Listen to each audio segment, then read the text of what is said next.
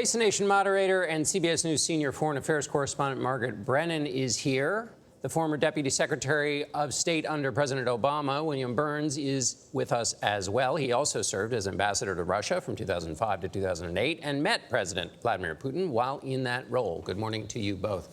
Ambassador Burns, let me start with you.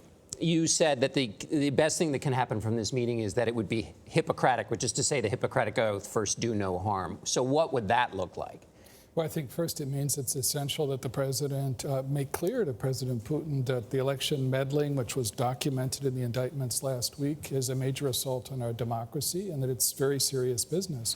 I think it means not succumbing to the illusion that personal rapport can transform relationships or that there are grand bargains to be done out there. And third, I think you can focus on a few practical steps, especially in arms control, where the New START agreement on strategic nuclear weapons expires in a couple of years. And that's a conversation we should resume with the Russians. That personal rapport point, it seems something that, is that something that every president kind of has to learn? I remember previous administrations, for example, when George W. Bush came into office, they said, we're not going to fall for just this cozy relationship with a Russian leader. There are interests separate and apart from these personal relationships.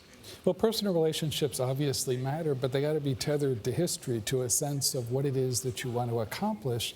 This isn't just about getting along with another leader. It's about pursuing American interests, and that's what you got to keep in focus. President Trump in the past has always blamed his predecessors for the reason that the relationship between Russia and the U.S. is so bad. Is that a fair criticism?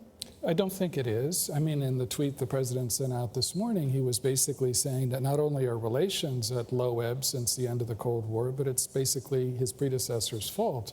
And that also is not tethered to history in the sense that it ignores the fact that, you know, of Russia's aggression in Ukraine in 2014, its intervention in Syria in 2015, and its interference in our elections in 2016. Margaret, in the opening comments that we just heard from the two presidents, President Trump said that he will ask Vladimir Putin a lot of questions.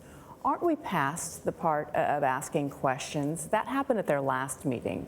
Don't we need answers right now and a response? In terms of the election meddling? Yes. Well, I mean, as the president said, what do you expect, a Perry Mason moment? He seems to be sort of dismissing this idea that a confrontation is what is really needed, even though he prides himself on tough talk. The question, I think, is sort of he wants to turn the page. He wants something he can put the Trump brand on in terms of a new deal, whether it's arms control or whether it's some kind of breakthrough in Syria or in Ukraine. The concern, as diplomats had said to me leading up to this, is let's just have our fingers crossed that NATO is good enough and he doesn't give Putin anything. What does that mean? They're concerned, perhaps, could he call off military exercises in the Baltic, something like what he did when he met with the North Korean leader recently, call something off without getting anything in return from Vladimir Putin.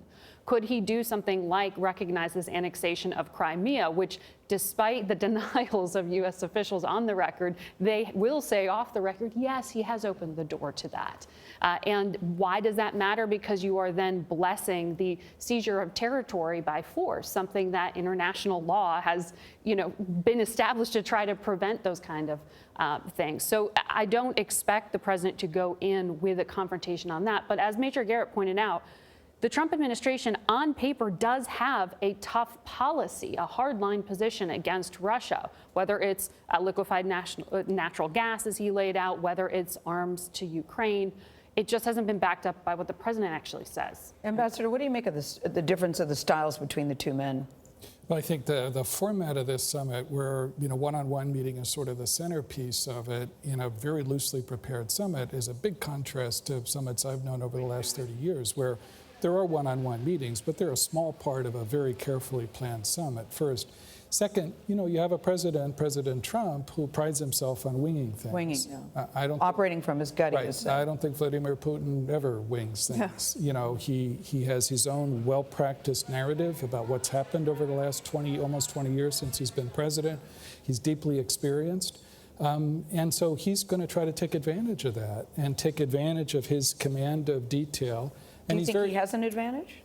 I think he does, in the sense that he's a vastly experienced leader. I think he's not at all sentimental about personal rapport. He can charm as well as bully, and I think you'll see a lot of charm from him in the one-on-one meeting with President Trump. And you have professionals like the ambassador to protect a president, even though he says he doesn't want to trust the bureaucracy. Under normal circumstances, Under but not here. Thanks to you both, Margaret and Ambassador Burns.